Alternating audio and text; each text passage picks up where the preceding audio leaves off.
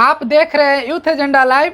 आज हमारे साथ हैं समाचार संपादक के प्रेम कुमार जी और हमारे प्रेस प्रतिनिधि राजीव कुमार की हुई उनसे बातचीत।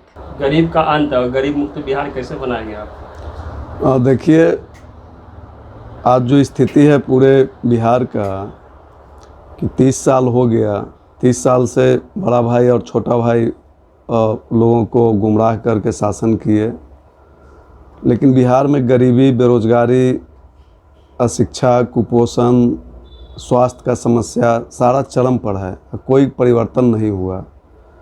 और बड़ा भाई से भी बड़ा भाई चरवाहा विद्यालय खोले और आज छोटा भाई तो और गजब निकले। ये तो इस तरह से शिक्षा को ध्वस्त कर दिया कि जो 1500 में इन्होंने टीचर बनाया शिक्षा मित्र, जो कल तक मुखिया का लठैती करता था, आपराधिक पृष्ठभूमि का था, ऐसे लोग शिक्षक बन गए जिनको शुद्ध से लिखने तक नहीं आता है। उनको ये भी नहीं पता है कि बिहार का चौहद्दी क्या है। यह बहुत दुर्भाग्यपूर्ण है। और हम लोगों का जो यूथ एजेंडा का मानना है कि हम अगर काम करें और जितना वेलफेयर में हम पैसा खर्च करते हैं, राजीव गांधी जी कहे थे, उन्होंने स्वीकार किया था राजीव गांधी कि हम जब वहाँ से 1 रुपया भेजते हैं तो गांव में ज़रूरतमंद के पास मात्र 10 पैसा पहुँचता है। यह आज भी हो रहा है। आज भी स्थिति बिचौलिया इतना हावी है कि हर स्कीम में लूट मचा हुआ है। इंदिरा आवास में पैसा लिया जा रहा है, शौचालय में पैसा, हर बिना घूस के एक भी योजना का संचालन नहीं हो रहा है। अगर हम सारा योजना को बंद करके हर पंचायत में एक इंडस्ट्री खड़ा कर दें, एक उद्योग धंधा खड़ा कर दें, तो हमको कहीं से इंदिरा आवास स्कीम चलाने की ज़रूरत नहीं है, कहीं से हमको साइकिल पोशाक बांटने की ज़रूरत नहीं है। यह जो सरकार है, नीतीश कुमार बहुत ही चतुर चालाक हैं। यह चाहते हैं लोगों को भिखारी बनाना कि हम तुमको साइकिल दे देंगे, तुमको पोशाक दे देंगे, तुमको कुछ स्टाइपन देंगे और तुम हमको वोट दो। इनको शिक्षा से कोई लेना देना नहीं है। इसलिए जब हमारा सरकार बनेगा बिहार में, तो हम पूरे बिहार से 1 साल के अंदर गरीबी मुक्त बिहार बनाएंगे। यहाँ कोई गरीब नहीं रहेगा।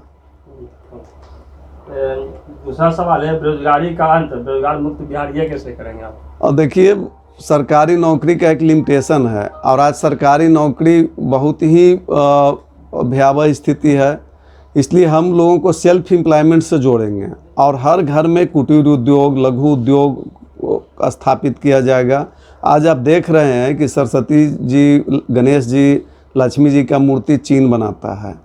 चाइना प्रोडक्शन यूनिट में आगे बढ़ गया। हम उससे भी आगे बढ़ेंगे और हर घर में हम स्वरोजगार को बढ़ावा देंगे, हर हाथ को काम देंगे और एक भी नौजवान यहाँ जो काम करने लायक है वो बेरोजगार नहीं रहेगा। उसको बिहार से बाहर जाने की ज़रूरत नहीं है। और ये लोग तो सिर्फ ठगते हैं। ये तो माइग्रेट लेबर को बुलाए कहीं कि बिहार में रोज़गार धंधा पैदा होगा, एक भी व्यक्ति को रोज़गार नहीं मिला और फिर पुनः सारे श्रमिक यहाँ से भागने का जुगाड़ तलाश रहे हैं। कुछ लोग यहाँ से चले भी गए। इसलिए हम लोग स्वरोजगार के माध्यम से बिहार को बेरोजगार मुक्त करेंगे।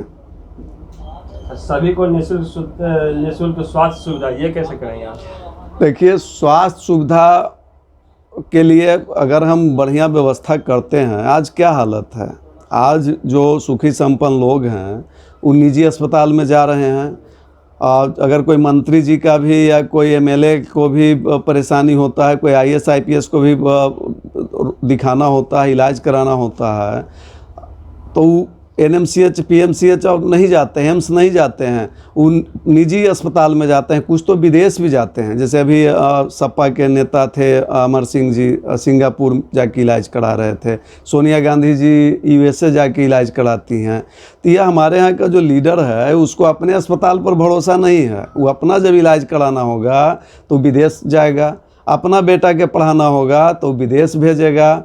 लेकिन जब आम जनता की बात आती है तो उसके लिए इनका खिचड़ी स्कूल है, उसके लिए इनका चरवाहा विद्यालय है। यह दोगलापन जो है, ये मोटी चमड़ी वाले लोगों का, इसको सबक सिखाने का ज़रूरत है। और हम लोग इस बार पूरे 243 सीट पर मजबूती के साथ उम्मीदवार खड़ा करेंगे और यह जो गुमराह करके शासन सत्ता में बने हुए लोग हैं, इनको धूल चटाने का काम करेंगे।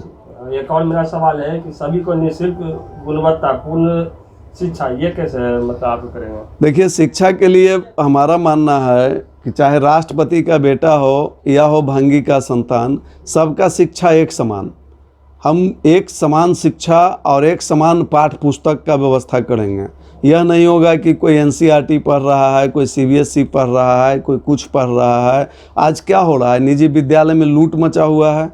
किताब का कीमत इतना हाई है कि उस पर उनको लाखों कमीशन मिलता है स्कूल चलाने वाले स्कूल संचालक को। अगर हम एक शिक्षा कर देते हैं, एक पाठ्यक्रम करेंगे, एक पुस्तक रहेगा, एक सिलेबस रहेगा, एक शैक्षणिक सत्र रहेगा, और जब हम क्वालिटी एजुकेशन देंगे, हमारे यहाँ जो शिक्षक हम बहाल करेंगे, उस सबसे जो टॉपर होगा, आज क्या होता है, आज जो सबसे टॉपर होता है वो यूपीएससी क्वालिफाई करता है, वो आईएएस आईपीएस में जाता है, लेकिन हम सबसे जो टॉपर होगा उसको हम टीचर बनाएंगे और गुणवत्तापूर्ण शिक्षा की व्यवस्था करेंगे। मेरा लास्ट प्रश्न है कि भ्रष्टाचार मुक्त आदर्श राज्य की कल्पना सरकार कैसे कर रही है? देखिए, आज जो स्थिति है, भ्रष्टाचार चरम पर है और इसमें संतरी से लेके मंत्री तक और पूरा व्यवस्था लगा हुआ है, सब भ्रष्ट है। आप सोचिए कि कोई व्यक्ति एक वार्ड काउंसलर का चुनाव जीतता है, कोई एक मुखिया का चुनाव जीतता है, मुखिया को मुश्किल से 2500 रुपया उसको मिलता है मानदेय। 2500 में कैसे कोई स्कॉर्पियो मेंटेन कर सकता है? वार्ड काउंसलर कैसे पूरे, एक बार वार्ड काउंसलर बनता है, एक बार एमएलए बनता है और उसको कई शहर में मकान हो जाता है। सारा कट मनी है, हर स्कीम में कमीशन खोरी हो रहा है, भ्रष्टाचार है। और इसको रोकने के लिए हम लोग सबसे पहले वेलफेयर स्कीम में ही लूट होता है। जितना भी सब्सिडी स्कीम है, वेलफेयर स्कीम है, इसी में ज़्यादा धांधली है और करप्शन है। इसलिए हम लोग सारा सब्सिडी और वेलफेयर का जो राशि है इसको बंद करके हर पंचायत में, हर गांव में उद्योग धंधा को बढ़ावा देंगे। किसान जो है वो अपने स्तर से मछली पालन, बटेर पालन, मुर्गी पालन, मधुमक्खी पालन, जैविक खाद उत्पादन, मशरूम उत्पादन, इस तरह का काम करेंगे। और जब हम इस तरह का काम करेंगे तो निश्चित रूप से लोग का डेवलपमेंट होगा, और जब उनका डेवलपमेंट होगा, उनको एजुकेशन मिलेगा, तो यह भ्रष्टाचार पर अंकुश लगेगा। दूसरा, जो भ्रष्टाचार में लिप्त पाए जाएंगे, आज क्या होता है, आज कोई घूस लिया, अगर उसको गलती से निगरानी पकड़ भी लिया, निगरानी बहुत कम पकड़ता है, यह मामला 0.5% लोग ही हत्थे चढ़ते हैं। अगर वो पकड़ा भी गया तो न्यायालय का इतना लंबा प्रक्रिया है कि केस चलते चलते वो रिटायर हो जाता है।